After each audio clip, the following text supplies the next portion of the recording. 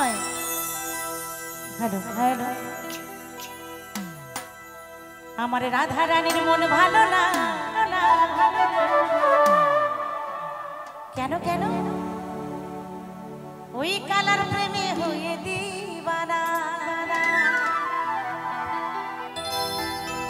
আমার কৃষ্ণ শাখা বড়ই চতুর ছিল, রাধারানীকে কথা দিয়ে অন্য জায়গায় চলে গেছে। তাই আমার রাধারানীর মন ভালো নয়।